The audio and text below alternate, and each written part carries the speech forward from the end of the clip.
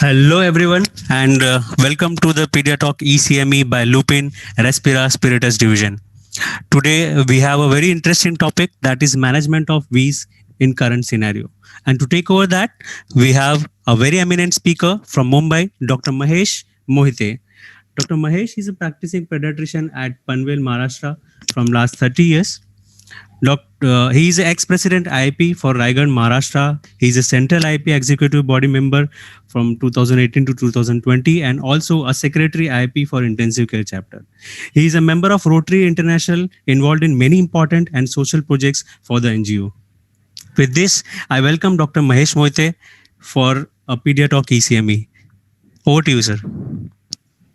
Thank you, Abhishek, and thank you, Lupin, for that invite for this interesting talk.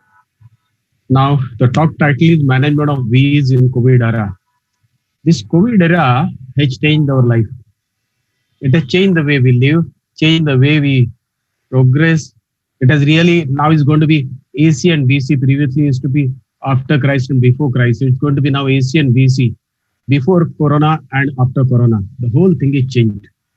The patient load, it's as if we are starting the practice once again, because in March there was almost nearing 10% practice. So as if I was feeling I have started my practice with much more wisdom. Had I had this wisdom right at the beginning of my practice, perhaps I would have done much better. You also realize what mistakes you have done in the last. The practice style is changed. Since there are lesser number of patients, we are spending more time with the patient. We are discussing more in details. And surprisingly, I saw a lot many interesting cases post-COVID in last 6 months than what I saw in the past. Fantastic cases I picked up in last 6 months, thanks to the time I give with the patient. Treatment methods have changed. Nebulizer is gone out of practice. Last 6 months, I have not nebulized a single patient, and none of my patients has died. None of them have become very serious, albeit there are less number of wheezers I am seeing in my practice. But yes, I did not require to nebulize a single patient. So this is the modality which perhaps is not required and was not required. Prior to that 2 decades, we have been using it in and out. And last, new normal has started. What's the new normal? We are meeting on live digital media. Telemedicine is a new normal. So many consultations online. It's so convenient to everybody. But has the Wheeze changed? Perhaps it's not. There are some, especially in pediatric. Corona hasn't really bothered us much, except the new kid, the MISC, the multi-system inflammatory. Otherwise, proper Corona per se hasn't really bothered us much. But let's see what has come. Perhaps during the course of the teens, you may not find something new, but perhaps we'll be getting some more insight into new JINA guideline 2020. Where are we in India? In India on COVID? This is yesterday's news. We have almost 67 lakh population being affected positive. And when I say this is positive, it's probably a pick of the iceberg. I recall about 3 months ago, 1 each detected cases have another 34 cases undetected. So if you extrapolate that number, it may be in few, maybe 20 crores. So we are already having almost 7% positivity of our whole population sitting here, of which majority has recovered and recovery rate has gone up drastically. Deaths are already crossed a lakh.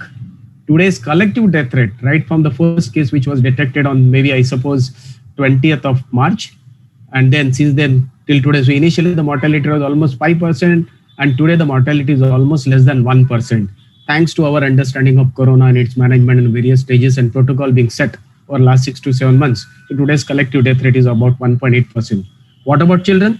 We don't have Indian data, but the CDC US has given 7.2% of the total reported cases of pediatric patients. There is a potential, there's still debate whether children, they transmit the disease more. We really don't have an answer.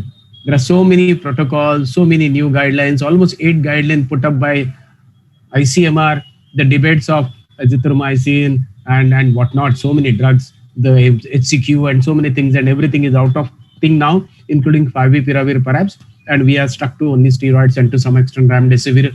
Only in adult and pediatric, we don't have these drugs as well.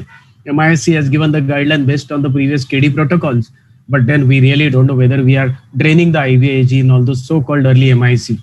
So we don't know still the whole COVID. It's in the evolution. Perhaps it will be in the evolution for next 6 months, and hopefully we understand it better by that time. But at the same time, there are so many other diseases which are having far more higher mortality, more than 1%. So we have to rethink. We have to definitely follow the social distancing norms to avoid I don't want myself to get infected. So far, probably I'm not infected, though I have not tested recently, because whatever 1% mortality, who want to take the chance of that? So usually children are asymptomatic or non-specific viral prodromes are there, and at the same time we are seeing this new kit that's a MISCC, multi-system inflammatory disease related to, of COVID, transiently or temporarily associated with COVID. Why SARS-CoV-2 is less severe in children? A lot of postulations. Perhaps they have now stuck to these two: the ACE2 receptor density and TMPRSS2. Now, what is this TMPRSS2? Basically, when the coronavirus enters your respiratory system, the S protein on the surface is broken down by this serine protease enzyme secreted by the epithelial cells, and the broken particles subsequently, before I'll call you after some time, broken particles subsequently are now getting attached to the ACE2 receptors. So, and then the infection proceeds. So basically, for the infection to proceed, you need to have both these receptors as well as this enzyme released by the epithelial cells, and relative deficiency or immaturity of the epithelial cells with a lesser density of these receptors and enzyme make lesser infection, less severe infection. And that's very reason I told you just now, CDC has documented only 7.2 reported cases at pediatrics. And even if they get it documented, the infection is only probably limited to associated underlying chronic lung disorders or comorbid conditions.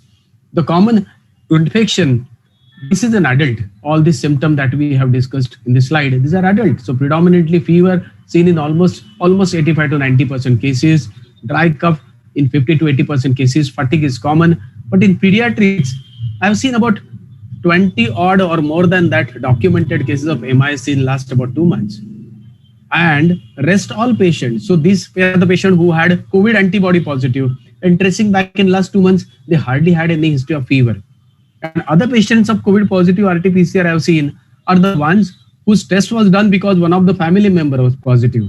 They themselves had hardly any significant symptom.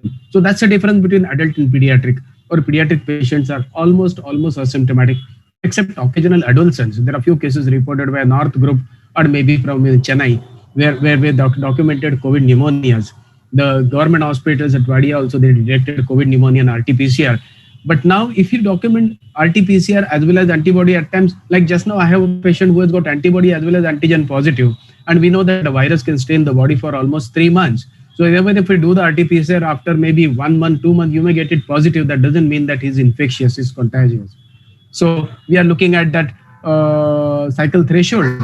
And as we know, anything more than 24 or say more than 30, that's not a contagious one. So again, now correlating with the infectiousness, the activity of the disease and all, it's again an enigma. We really don't know the answer. What I want to say, the symptomatic presence of COVID in a pediatric patient is extremely rare. And if at all they become symptomatic on the immune mediated complication, which may come after 4 to 6 weeks of the primary disease, which we are labeling it as MISC. Respiratory diseases in the era of COVID, patients with pre-existing lung disease are at increased risk of severe respiratory illness in COVID. And that's what we know from adult.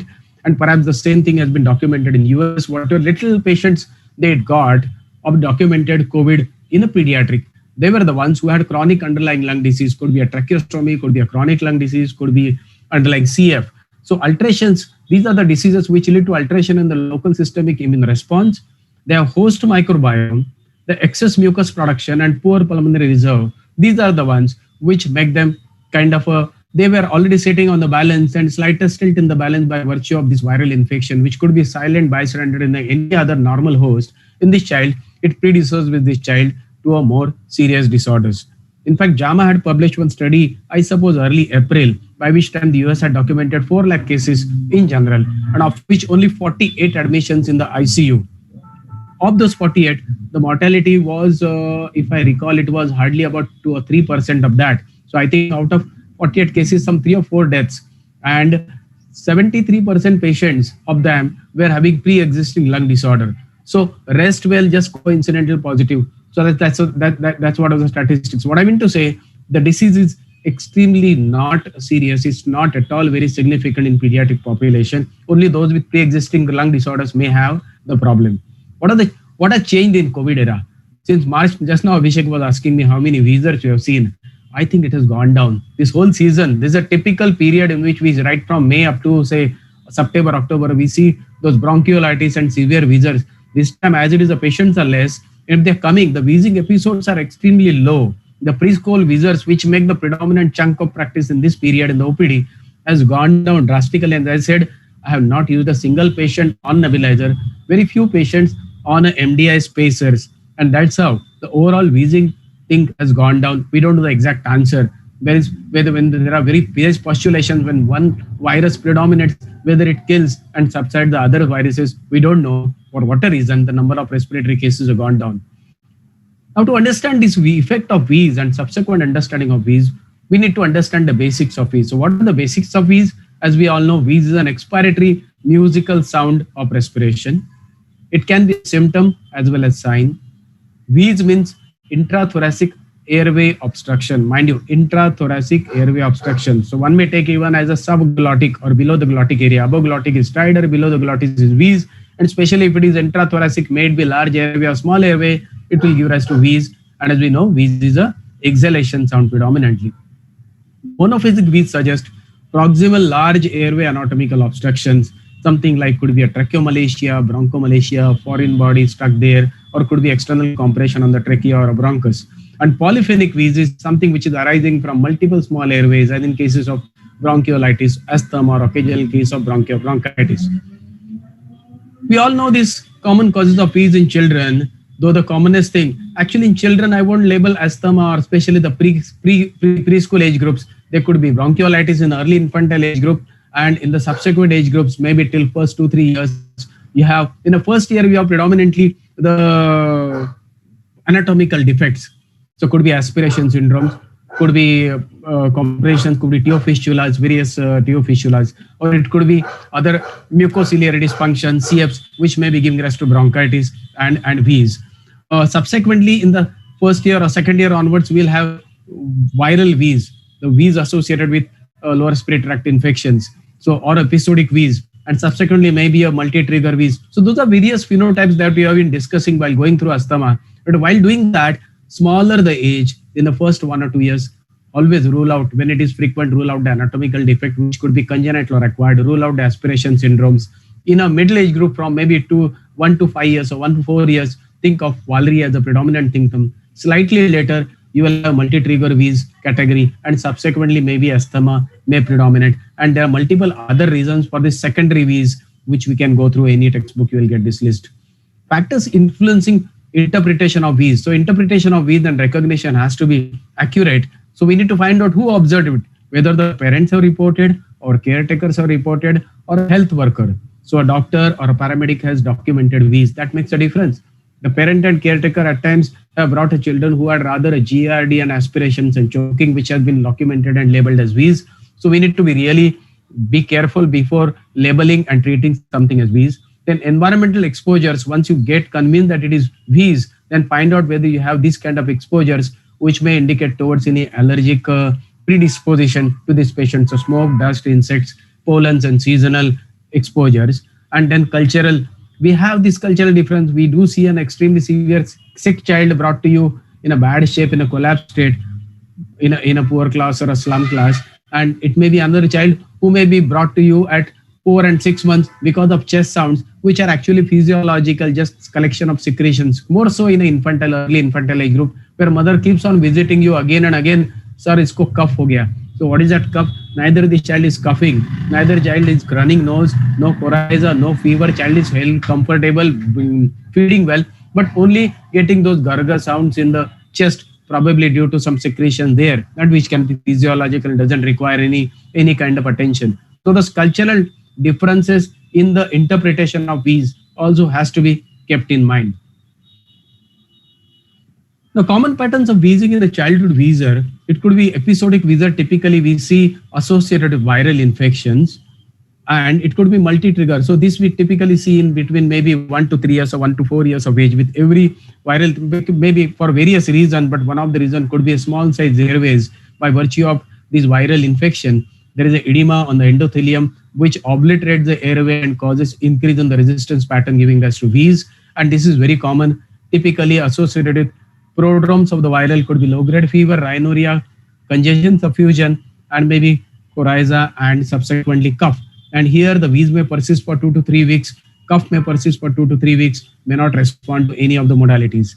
And then comes the multi-trigger wheeze, which may or may not be with virus. So intraviral episodes also you may get this.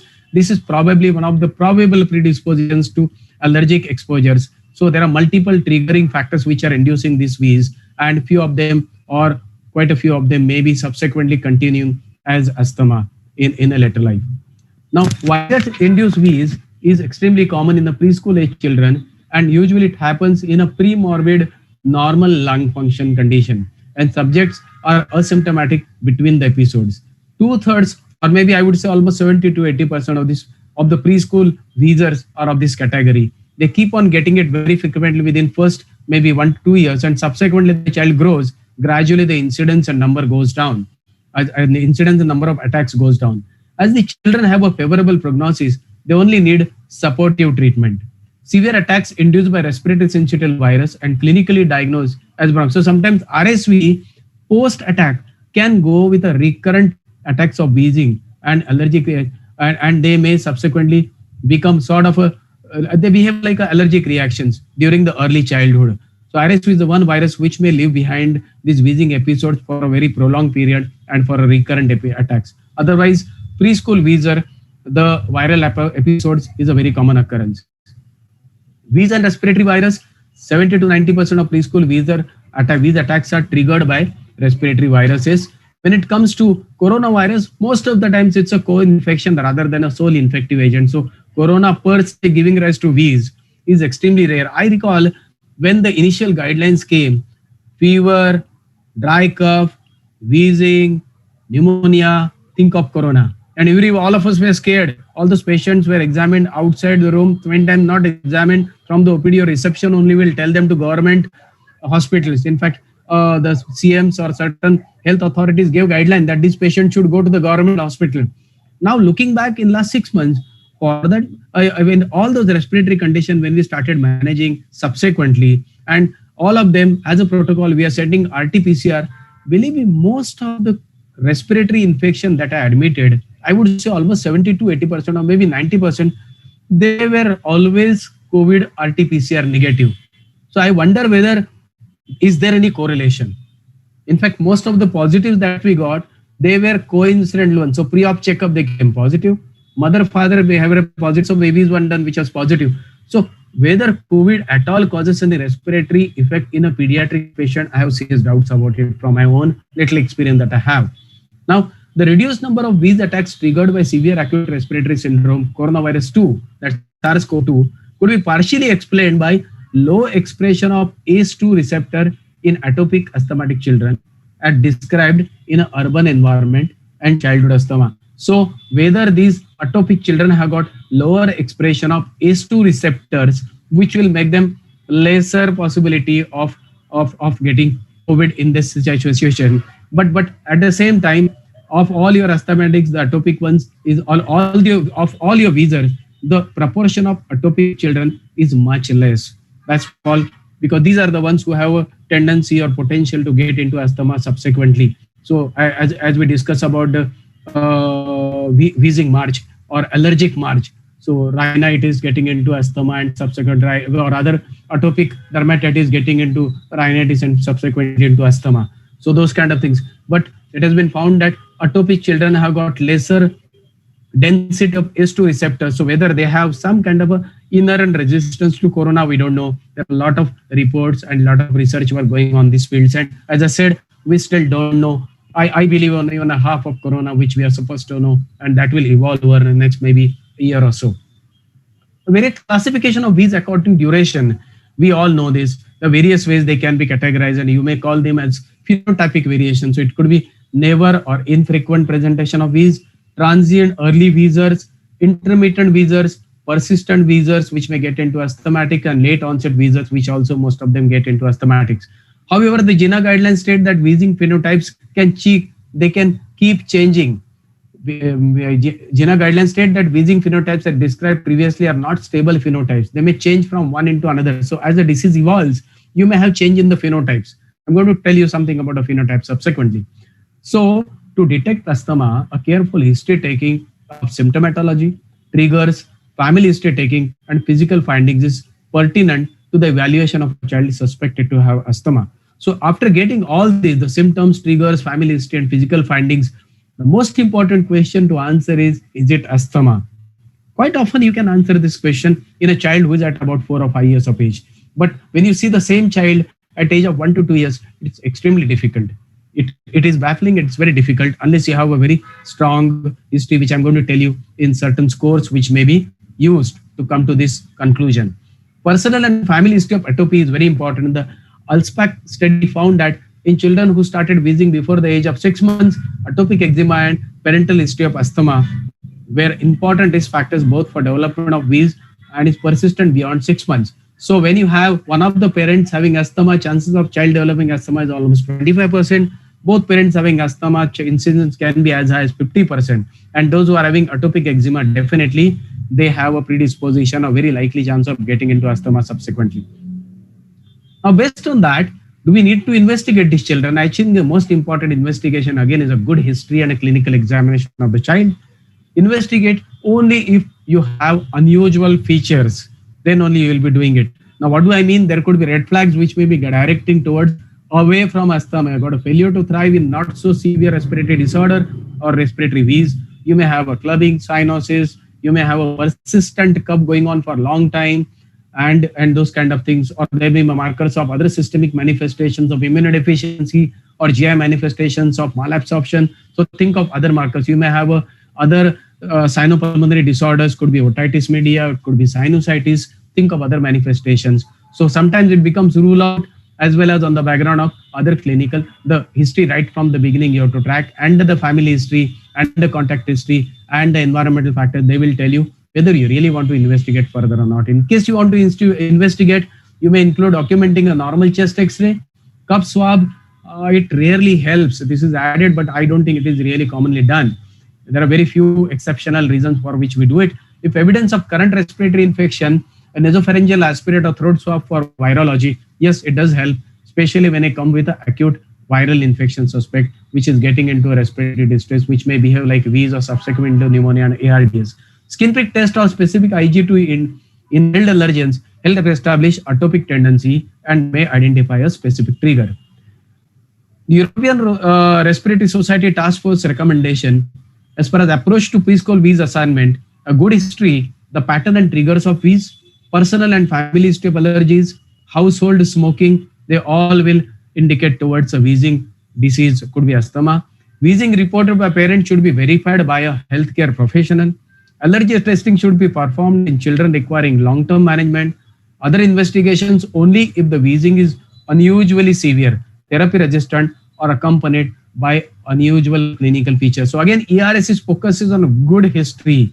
That's very important, and a clinical examination. Rest, everything is very, when we had the allergy related and immunology related talks on our DIP web platform, they reported hardly about 5 to 10% patient may be requiring. In pediatric, it will be still much less of those patients may be requiring allergy testing and rest. And IG is very commonly done by people, but really a collective total IG really doesn't mean anything. Specific IG can give you some clues towards probable allergen. Is it asthma? That this particular score can be used, which is in existence for quite a long time from the Tucson cohort study from US.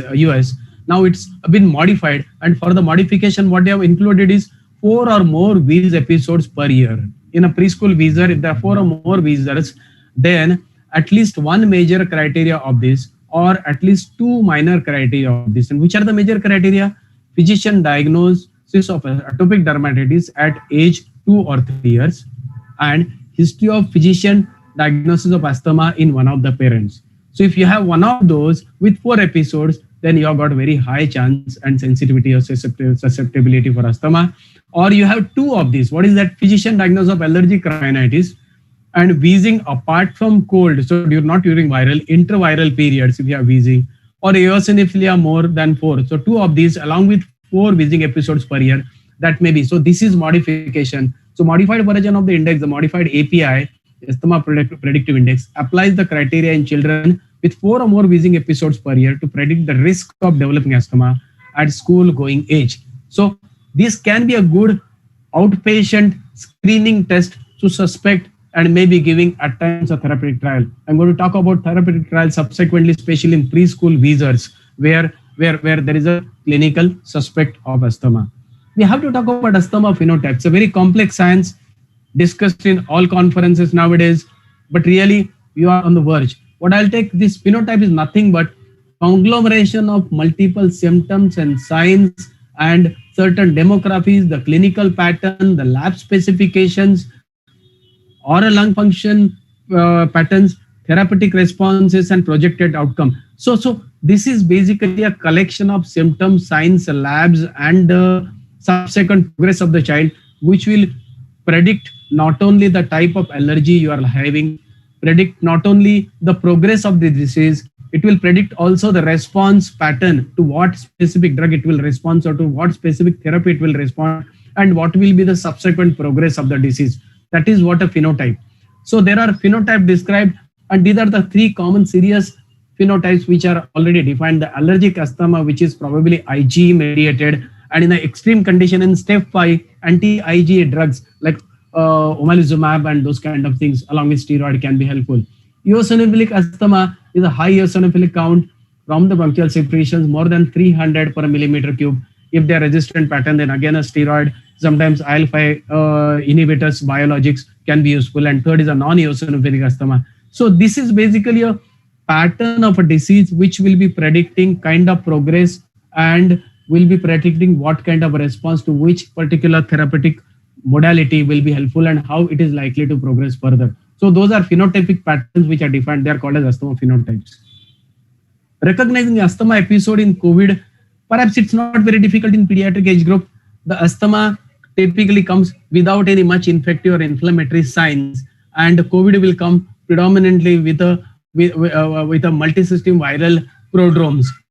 Now, as I said, the respiratory patterns or the infective patterns in COVID will be very significant. In asthma, you may not be seeing. But actually, in pediatric, we don't have much of this problem. As I said, most of the visa that whenever we did the RT-PCR in initial 3 to 4 months, almost all of them came negative. So we have a point to say that it's very easy. Those who are wheezing without much significant fever, without any multi-zone prodrome, we are having probably an asthmatic wheeze, and those are having mild wheeze with cough, with a multi-system presentation with coryza, rhinorrhea, congestion, suffusion. We perhaps are dealing with a could be a possible virus, could be possible COVID in those kind of scenarios. The clinician should keep in mind that there is an overlap with allergic rhinitis, influenza, viral upper respiratory tract infection, asthma in the early stage. Perhaps in multiple IP modules, we have done this exercise, and then just to perhaps recapitulate, we have all the symptom, length of the symptom perhaps is much more in viral infection. In case of asthma, it will be very transient. Then in case of cough, again, asthma will be having severe cough. This will be usually initially dry, mild cough to start with, subsequently may increase, though, as I said, cough and all those. Actually, all of you, those who are practicing OPD must have recalled in last 2 or 3 months, they are coming with only fever as a presentation for 2 to 3 days without much significant cold cough nowadays. Pre-corona, I am seeing most of those virals were coming with typical multi-system presentation, corona, suffusion, rhinorrhea, cough and everything. But now I am seeing only with fever for 2 days, 3 days without any cough, and then they subside within 2 to 3 days. I don't know what is the changing pattern of this viral infection that we are seeing, but I'm hardly seeing any viral prodrome very significant in my office practice. I'm sure you all must be having the similar kind of experience. So wheezing will be a predominant symptom in case of asthma. In corona in children, we don't see wheezing. Rest of the shortness breath, tightness of breath, rapid breathing, sneezing, all those things are not really seen in corona in pediatric patients. Obviously, rapid breathing, tightness and all will be seen in the pediatric patients. I won't go more in details. I don't think it's very difficult to differentiate COVID infection in pediatric patient or viral infection in pediatric patient from asthma, whether it was pre-corona or even now during or even after post-corona. I don't think that will be a big diagnostic dilemma. In asthma, we have a severe wheeze without multi-system affection, without significant fever, acute onset and acute offset. unlike corona or any viral infection, which is subacute, multi-system presentation with rhinorrhea, cold, cough, suffusion, body ache, myalgia, and multi could be a GI manifestation and lasting there for 3-4 days, fever of high grade, moderate grade, and then subsequently cold cough continuing to be there for at least another 2 weeks. That's a typical virus and it's not difficult. Coming to management, what perhaps we're going to discuss is understanding the GINA guidelines. And then for that, we'll try to understand the basics of GINA guideline. I try to understand myself, these 2020 GINA guidelines, and perhaps I'll give you my understanding of the GINA guidelines, which will be definitely helpful even more than the corona steps. So to understand the GINA guideline 2020, these particular things first assess and then confirm the diagnosis or strongly suspect the diagnosis, and then at diagnosis you categorize the patient into these 5 steps. This is for above 6 years. We have 5 steps. So the first step will be symptom less than a twice a month, symptoms twice more than twice a month or but less than a day, daily symptoms. Third is much very frequent symptom with occasional night affection per week. Fourth step will be night affection, frequent symptoms with a lung function derangement. And fifth is refractory Wheeze, refractory or resistant asthma. Now, these are for the entry point. So you get a patient first time or you diagnose a patient of asthma, you categorize the patient in one of these 4 or 5 categories and start the treatment. Obviously, you won't be getting onto stage 5, but you can be categorizing in one of those and then start those treatment according to these steps. So get this understood very clearly. This is to start with. Once you start the treatment, next thing is to assess this patient every monthly, every 4 weekly on these 4 criteria. So daytime symptoms more than twice a week, or any night awakening due to asthma, or short-acting beta agonist, that is salbutamol reliever needed more than twice per week, or any activity limitation due to asthma. The child is becoming lethargic, not active, sleepy, all those things. So if answer to all these things is no, it is well controlled asthma. So suppose you have started some patient on step 3 to start with and is well controlled, you can step down to step 2. After 1 month it is well controlled, you may step down further. But if you are having 1 or 2 yes in this, it is partly controlled. Either you continue with the same treatment, or if it is more, then you step up to further. So step 3, you may go up to step 4.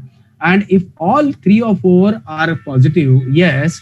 So if he's having frequent need of relievers, he's having more than 2 weekly disturbances, night awakenings are there, or further limitation of activities there, then you will have to step it up further, maybe from step 2 to step 3, step 2 to step 4, and with resistant asthma at times maybe step 4. So step 1, 2, 3, 4 categorization only at the diagnosis point, and then subsequently every monthly analysis to decide whether you have to go up or down the steps based on these 4 questions. Now, one more thing is defining what is low dose. So once you got into steps, you will be deciding at a control level, you will get low dose ICS, medium dose ICS, high dose ICS. What do you mean by low, medium, and high dose? So we need to understand these are the standard guidelines from GINA, and what we use commonly, we use, suppose I use predominantly the MDIs. So I use predominantly budesonide. So low dose is less than 400. Medium dose is 400 to 800 per day. Usually we use 2 divided doses, and high dose is more than 800, which we rarely use. In case of those who are using beclomethasone dipropionate, so we use 50 to 100 microgram per day. Medium is 100 to 200, and high is more than 200. Same is for fluticasone. So 100, 200, more than 200, 400, 800, more than 800. Those are the doses you need to remember when you are choosing the low dose, medium dose, and high dose. Now let's move on to the guidelines for 6 to 11 years children. And as part of the guideline, the first step is to assess. In the assessment, confirmation of diagnosis, if necessary, symptoms control and modifiable. If you have to confirm the diagnosis, then symptoms and control, symptom control and modifiable risk factors to be assessed. On based on that, you may be changing your treatment or deciding your treatment. Other comorbidities, inhaler technique, the adherence. You need to really, the first consultation ideally should take 45 minutes to 1 hour to explain, diagnose, and then explain the treatment and everything. And child and parent preferences and goals, education of the parents, education of the child. So it's a specialized job. Those who are doing pulmonology in and out, perhaps they can do only consultation part and may have a trainer sitting next doors, your assistant, who can be explaining as a protocol. So tick marks of each of the box, whether child understand, whether mother understand, whether father understand the disease. Do they know how to clean the device? Do they know how to take the inhaler? Do they know how to watch the inhaler? When to check whether the inhaler is still working or not? How to check it? How to know when to rush to the hospital? Suppose there is an emergency, what to do? So all training will take 45 minutes to 1 hour session initially. So once you do that assessment, the adjust. What do we do in adjustment? Treatment of modalities, risk factors and comorbidities, non-pharmacological strategies, that's your diet, sleep, lifestyle, exercises, everything. Asthma medications, you decide what is to be given and adjust accordingly in a subsequent visit, education and skill training. And finally, once you go through this and give the treatment, you will be reviewing what is the response. So check how the symptoms are improved or deteriorated, exacerbation, side effects, lung function, child end. So once you review after 1 month of therapy, again assess, again adjust the doses, again review, and this cycle will go on and on and on. So this 1 month cycle will decide where you stop, where you start this therapy, where you step up or step down the therapy. Now coming from there, when you start at the baseline from 6 to 11 year children or above children, whenever there is exacerbation, you have got SABA as a modality, the short acting beta 2 agonist, that's salbutamol 100 microgram inhalers, and I'll tell you how much to give in an acute exacerbation as a reliever. Now, apart from that, depending upon the steps, you will be using the controllers. So previously, step 1 was not to be given anything as a controller, but now this is one most important modification which has happened in the GINA 2020, that even in the reliever modality, even in the step 1, so those step 1 patients, when you are giving a reliever, along with that, you will be using ICS along with that. So either use the ICS till the time you are using the SABA, so maybe 5 to 7 days and stop it. That is an option given for those. So I'm sure we all have started using for whatever 5 to 7 days budesonide along with SABA, and parents are given that instruction when they're having this episodic rare wheezers. Now, those who are into step 2, so those who are having more than 2 wheezing attacks per month, and those are the ones who will be getting a controller device, which will be low dose ICS of your choice, or you have another option which could be leukorine inhibitor, or low dose ICS taken whenever SABA is taken.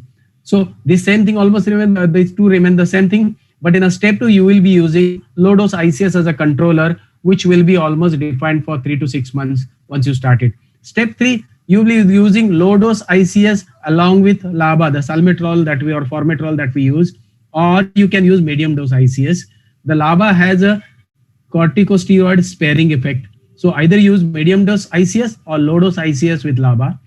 Step 4, you use medium dose ICS with LABA, or at the same time, you may be taking a specialty opinion. And step 5, here definitely you need to take a specialty opinion who will be investigating on phenotype assessments or maybe additional diagnosis if it is not still completely confirmed. And here you may be giving at times oral corticosteroids as an option, or maybe IG drugs if it is a allergic asthma, atopic eczema, atopic asthma is strongly suspected.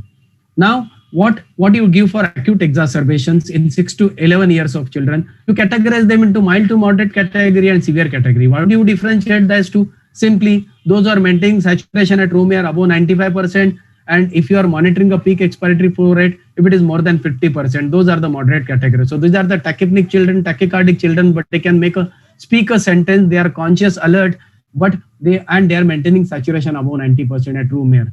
Severe ones are the ones who desaturate at room air below 90%. They're having respiratory distress, and PFR, peak expiratory flow rate, is less than 50%. The severe ones will be going to emergency room for the systemic steroids and further management. The mild to moderate ones, these are the ones the parent may call you from home that my child is having this category, or he may be coming to your office practice room, wherein the present guidelines is to give 4 to 10 puffs of NDI every 20 minutes for 1 hour and assess the response. At the same time, you give steroid, which is about 1 to 2 milligram. In pediatric, maximum dose is 40 milligram. Give systemically. This is oral corticosteroid prednisolone, mind you. inhaled corticosteroid has no response in acute, no if role in acute exacerbation.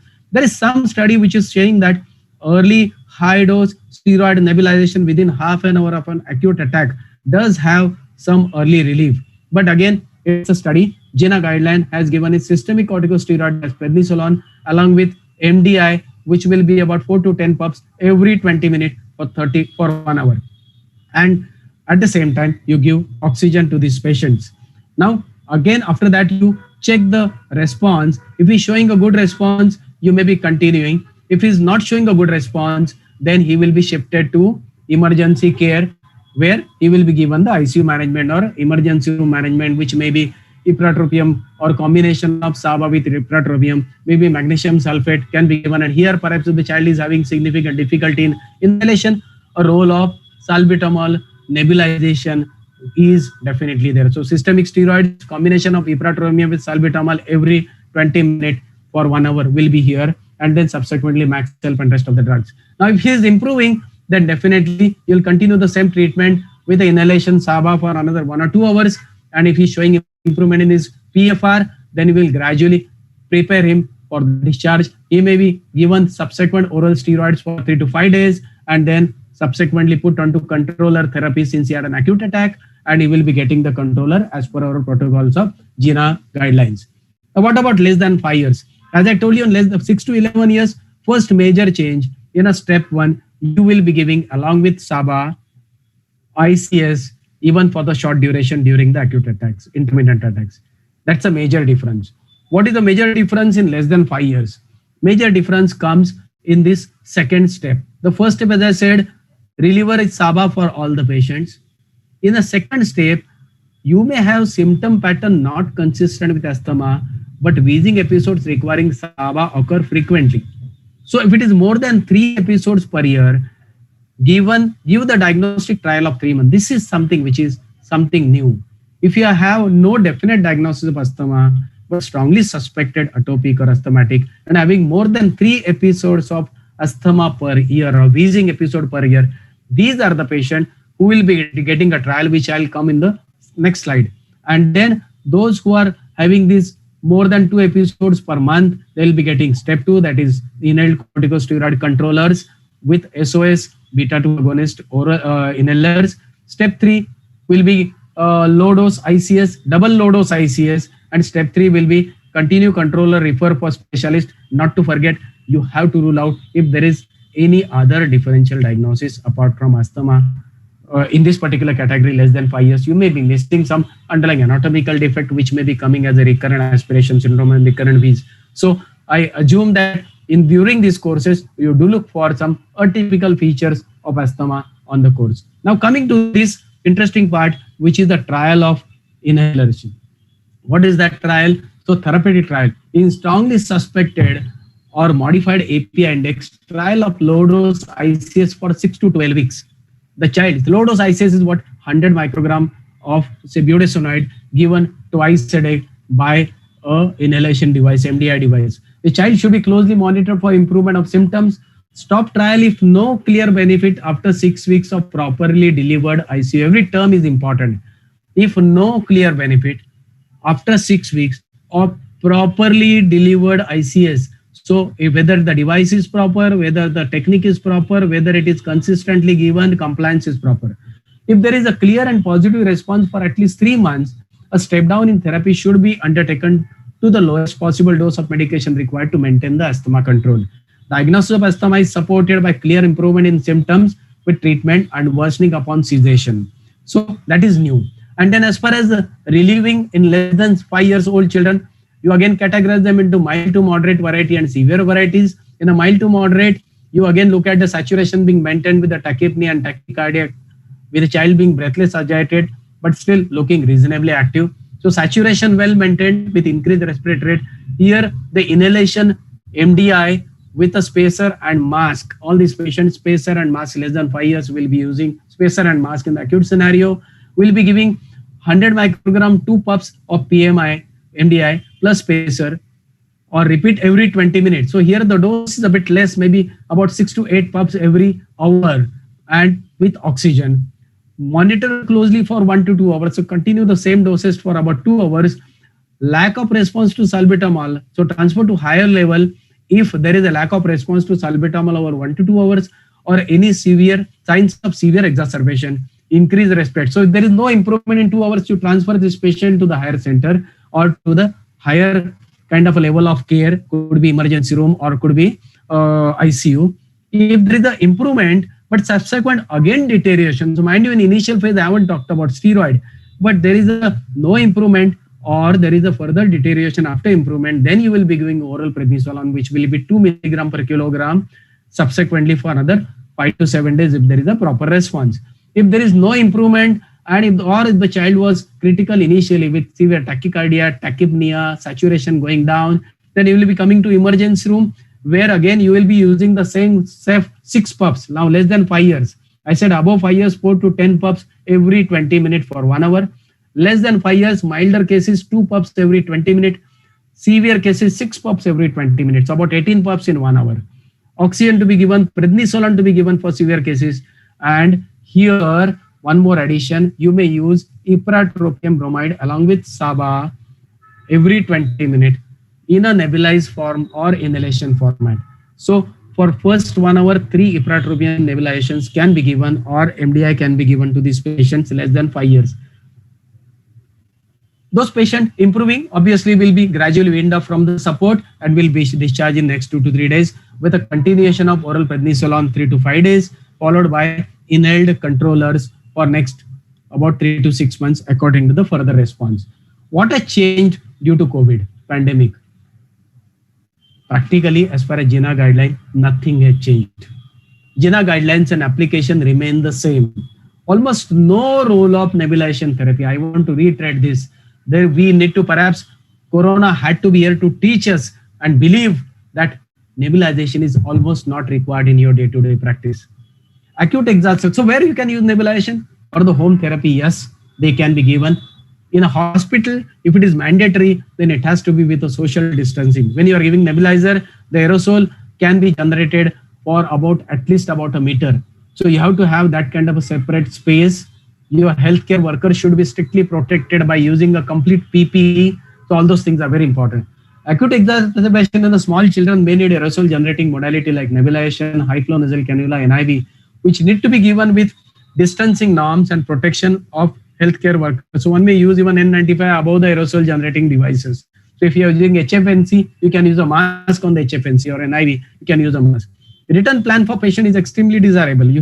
Patient should be trained to know, trained to do what can be done for a step up or step down in case of emergency. And telemedicine has taken a front seat in COVID. So these are the important changes. No nebulization, social distancing in case of aerosol generating, plan should be explained in training of the patient, and telemedicine has taken a front seat. What written asthma action plan for instructions about? So increasing controller and reliever medication when asthma worsen. Mother should know that my child is getting an acute attack. He requires a controller, or he requires a reliever. So he should be knowing the doses well. He should be knowing the devices well. He should know what are the alarming symptoms when she has to rush to the emergency room. Taking a short course of oral corticosteroid for a severe asthma exacerbation, that also can be explained to the mother and she can take the decision. When to seek medical help, mother should know. See the JINA 2020 report for more information about treatment options for asthma action plans. So they can have access to the internet knowledge if they are adequately educated and trained. Telemedicine in COVID era is something which has changed the game totally. It's a game changer, telemedicine. Corona, again, thanks to Corona, that this is going to be the future. Advantages and disadvantages of telemedicine. Advantages, the patient is comfortable at home. Doctor is comfortable at clinic or home. There is flexible time. I don't have time now. I'll call you after I finish my webinar. So I'll give you at this time. Now I may say that I'm still busy. I'll call you after some time. Patient is not irritated because he don't have to wait in the waiting room. He's watching some TV serial, movie, whatever. Is comfortable. Child is also comfortable with his games. Useful for diagnosed follow-up. Very important. You cannot be preferably taking a new patient. This is only clearly diagnosed patient. For follow-ups, ups and downs of regulation of medicine can be done on a telemedicine. What are the disadvantages? Not safe for new patients at all. May miss early exacerbations, may miss some critical clinical signs.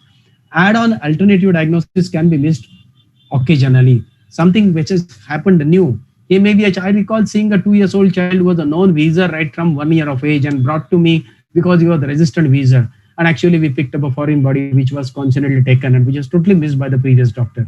So those add-ons can be easily missed. Limitation of internal connectivity. Those who are in the distant periphery, still there are some problems with connectivity and there. But I think our population has become very much social media savvy. So your messengers, calls, WhatsApps, Facebooks, everything they are savvy and it's very basic that they need to understand the telemedicine. Basic protective measures still remain in corona. What has changed? Perhaps the SMS has to be strictly followed, whether they are in the home, whether they are on the road, whether they are in the clinic, whether they are in the hospital. Social distancing of 6 feet, using the mask of a proper quality, and mind you, the mask has to be above the nose and not below the nose, which 50% of your population must be doing. And last but not the least, hand washing, hand sanitization with a detergent or a hand sterilizer, alcohol solution is extremely important. Equipment care is very important. Your children have to be trained, your mothers have to be trained, the caretakers have to be trained to have the detergent hand wash, the detergent cleaning of the devices, taking care of your peak flow meters and all the devices. And in case they are using the nebulizers, the aerosol control even at home has to be inculcated or has to be informed to them.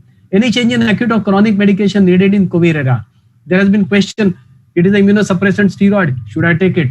Are the biologicals going to suppress my immunity? Am I more prone for it? So here are the answers. Continue SABA whenever required as per indication. Continue controllers as usual. Whatever doses are recommended to you, continue. Use systemic steroids when definitely indicated. Use biologicals when definitely needed. Not using indicated steroids or biologics is more harmful than their proposed immunosuppressant side effects of COVID era. So COVID has not changed the management of your bronchodilator or your wheezers. What are the precautions we'll take in the clinic, in your OPD clinic? So for the asthma or suspected asthma patient, if it is a stable patient, we'll try to get, if his fever and epidemiological history is there suggestive possibly of COVID, you will, and if it is negative, there is no such fever, no epidemiological history, it's negative, then meeting the attending physician or telemedicine as per their convenience. So this is like any other view of patients will be there. You will be treating either on telemedicine or you can physically examine the patient, no problems at all. But if there is fever, if there is a epidemiological contact history there is a family contact, neighbor contact or something, then obviously on the background of this history, you will be subjecting those patients for RT-PCR or rapid antigen. Though we all know the limitations of RT-PCR, which is 63% sensitive, and rapid antigen is about 50 to 70% sensitive. So even if we get a RT-PCR negative, we are still having a risk of 1/3 or say 37%. So all those patients who are having acute emergency or newly developed asthmatic symptoms, they will be getting RT-PCR. High severity, if they are coming with high severe asthma, they will be going in a isolation zone where their treatment will start with the staff using PP and isolation modalities. Whole staff will be using PP till the time patient gets RT-PCR negative. If he is not having high severity asthma, this patient will be waiting for his RT-PCR and he will be home quarantined with the treatment. So serious patient in isolation zone, not serious patient, they can be on home quarantine till you get the RT-PCR. If he's not, is RT-PCR positive, then still can be managed at home or in a specialty unit. If he's serious and an isolation zone RT-PCR positive, he will be going to the COVID unit for the further amendment. I think these are the guidelines which we all know. If he's not serious patient, not having fever, no COVID contact, you can examine and manage subsequently at home. You don't require hospitalization. If he's a serious patient, new patient, or he's having a COVID contact or positivity of fever, all send the RT-PCR.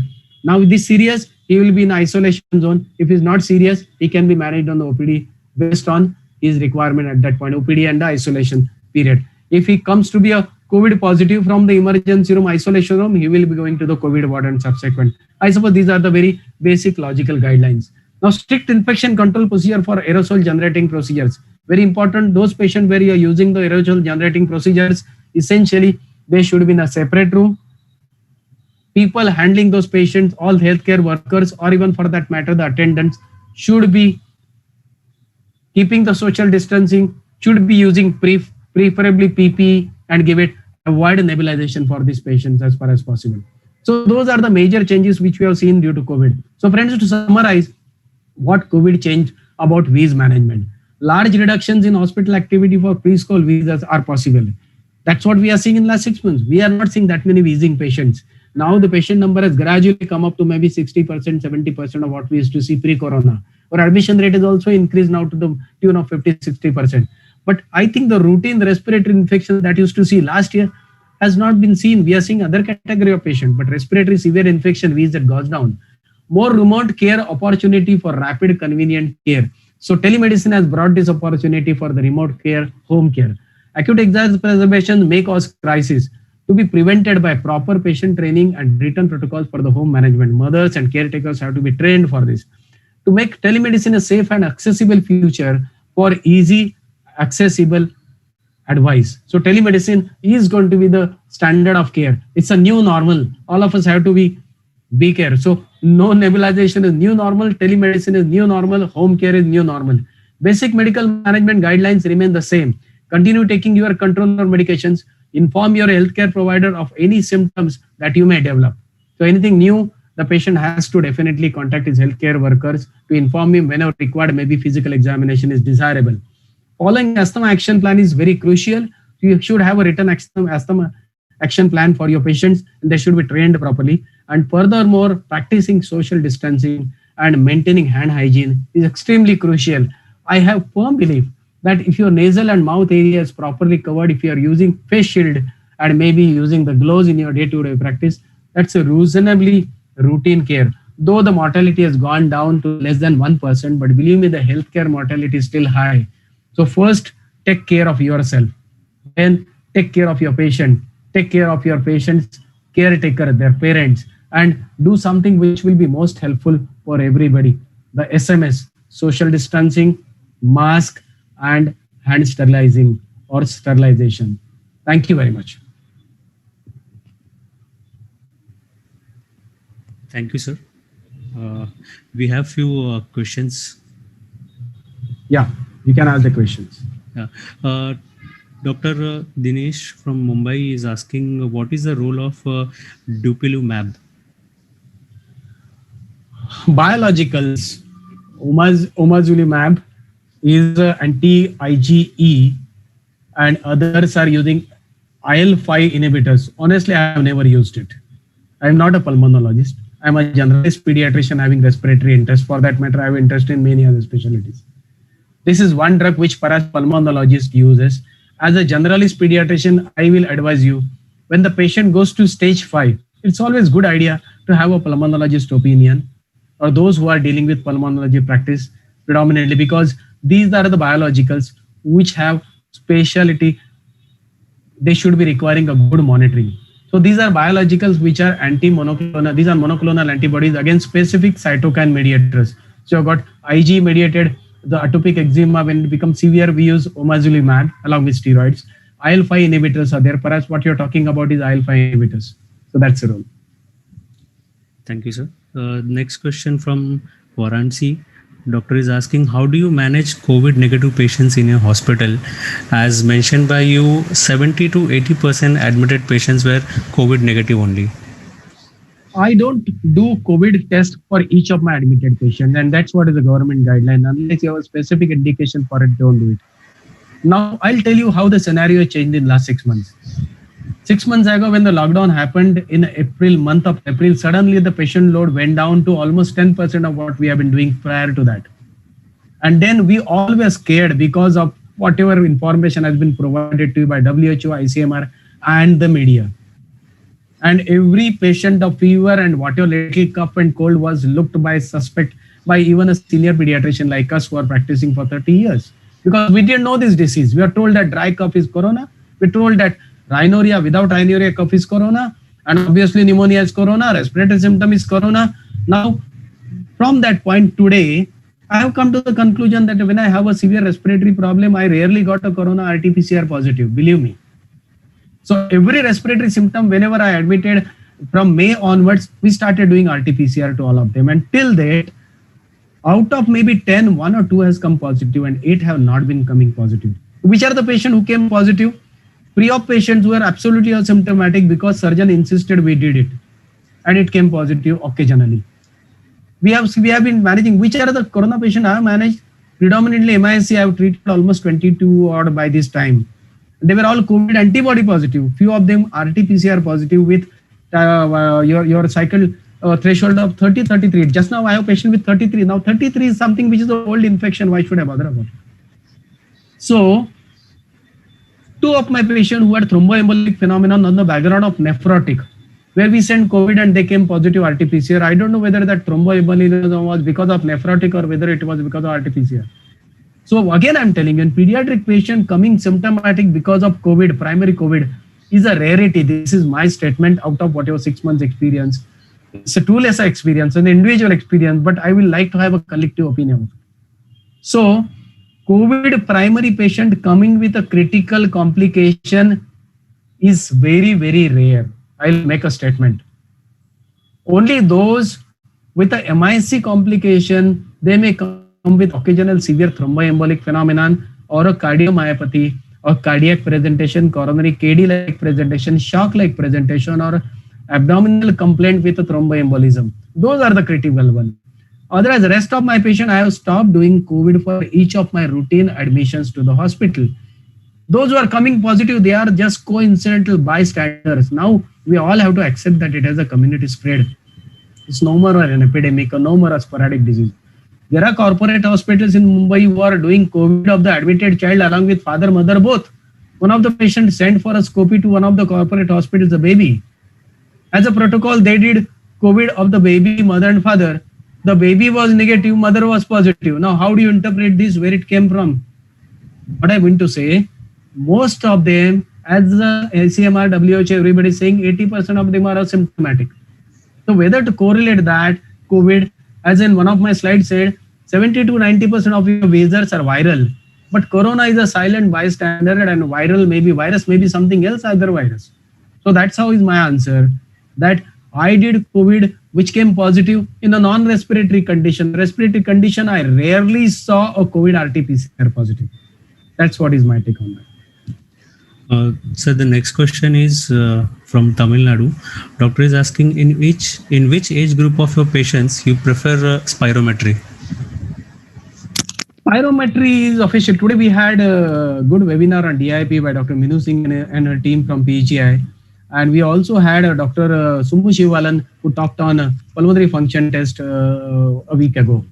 So spirometry ideally is recommended above 6 years of age, but it's a patient compliance, patient cooperation rather than compliance. So sometimes even a 8-year-old child may not allow you to do it. And sometimes even a 4 or 5-year-old child, or maybe, Dr. Minu Singh said that they did it in a 2.5 years old child. So it's a cooperation of the child, a proper training of the child. Maybe you may have to do it in second or third sitting to get a good results. So ideally recommendation above 6 years, but it's a variable thing. Okay. The next question is from Maharashtra. Doctor is asking, for diagnosing eosinophilic asthma, would in Western world, pheno test is done. So can we conduct in our patients also? Yeah, perfect. So when you are having a diagnostic dilemma, when your therapeutic trial has already been done, now you're probably talking about under 5. Now, when we are having this, the phenotypic classification and how sensitive and specific it is, there are a lot of limitations to that. Perhaps research is still going on that direction, but those are the 3 phenotypes which are reasonably well studied today. The atopic asthma, which is hyper IgE levels will be high. Second is eosinophilic asthma, and third is non-eosinophilic asthma. So yes, it can help you more than 300 cells in the secretions. Yes, now people are doing the fractional excretion of nitric oxide also as one of the modalities of inflammatory IgE or eosinophilic cells. So various tests can be conducted. Now, when you really want to do all this investigation, probably when you land up with step 3 and step 4, again I request you, when it comes to step 4, that's a time where a pulmonologist ideally should see this child. Now, all these tests, apart from IgE, yes, you can do IgE, you can do eosinophil level, but rest pheno and all, they will be done at a specialty respiratory center, not at a peripheral center. So my take, if you are using the therapeutic trial of low dose or sometimes maybe a double low dose and it is not working, first rule out whether we are missing some anatomical defect in a smaller baby or whether we are having some other comorbidity or we have not ruled out any allergic contacts, and then you have a strong API score with one of the father or parents being affected and maybe IG level, and you have a topic, then yes, if you want to do it, you can do it yourself or you can send it to a pulmonologist for those IG. Now you talked about eosinophil, am I right? So eosinophil will be just from the secretions or from the IG or the eosinophilic count. When it comes to IG, that becomes very another dicey scenario. You do total IG. Ideally, you should be doing a specific allergen specific IG. So a lot of limitations to this, especially in a small children. Now, interpretation of these results again is another limitation. So I believe once it comes to the stage 4 or stage 5, it's a good idea to take a pulmonologist opinion or an allergic expert's opinion to have a better conclusive diagnosis. Because after this, you may be subjecting this child for a long-term control of steroids for at times maybe for 1 year, 1.5 year, with whatever side effect associated with that. So I believe at this point of time, it's good idea to take a expert opinion or second opinion on this. Thank you, sir. One last question is there from Rajasthan. Doctor is asking, in the management of asthma with step down therapy, do you recommend stepping down to lower strength or reducing the number of puffs per day? Lower strength. It has to be as they have recommended. You, if you suppose you are at step 3 with say medium dose ICS, medium dose ICS or LAVA with low dose ICS. Now, this same dose, if it is controlled, then I will be continuing that for at least about 6 months. And then after that, every 3 monthly drop by 25% of the dose. So the whole course, sometimes you may have to give the whole dose till 1 year and then drop by 3 months, 25%. So whole course may go on at times up to maybe 1.5 to 2 years. And what I do something like, suppose I'm using a budesonide of 200 microgram 2 times. Then after 6 months, I may make it 300 micrograms a day, which will be 200 in the morning and 100 at night for another 3 months. Then maybe 200 and 100 for 3 months. Then 100 in the morning for 3 months. And then I stop it. Or if there is a kind of a recurrence of symptom or the frequency is increasing, I may continue that for longer time. So again, as I said, in the same GINA guideline, you will be reviewing not 3 monthly, every monthly. So the same cycle of assessing and reviewing and again adjusting will go on every monthly to check how you are controlling the disease. That is how. So I'll be coming to the lowest doses, may continue for another 3 months and then give a trial of withdrawal. As you all know, we never cure asthma. We only control the asthma. We want to avoid the irreversible changes happening in the airways over the time. We want to control the inflammation which is going underneath. So that is what we want to bring. So at times you may land up giving very low dose for a prolonged period for years. There are people who are taken for 3 years, 5 years, low dose controller therapy. So that is what is your target, to avoid the long-term remodeling of the airways, so as to avoid the COPD and the adult disease. Thank you, sir. Sir, one more question have come. Dr. Manjunath is asking from Devadurga, what is the skin prick test recommendation ideal age? I don't have, frankly, a clear scientific answer to this, but as I know, it's a recommendation above 6 years, and it should be looking for again IG mediated asthma. But honestly, let me confess, I have not done it, and I don't have a very clear scientific answer to this. So it's questions are over. Thank you very much. Thank you, sir. I would just like to tell you, sir, I would like to express my profound gratitude and extend a vote of thanks for giving your valuable time and sharing your important work and findings with our audience with this special topic, sir. So I'm sure all our audience have got benefited with these new findings with this session, sir. And thank you very much for giving your time, sir. Thank you very much. Thank you. Thank you, sir. Thanks a lot, sir. Thank you very much. And the last answer, who is the person? You can give me the number. I will get into that and I'll reply back to him. Last question related to IG. Can you give me the number and send the number of the patient so that I will communicate and give him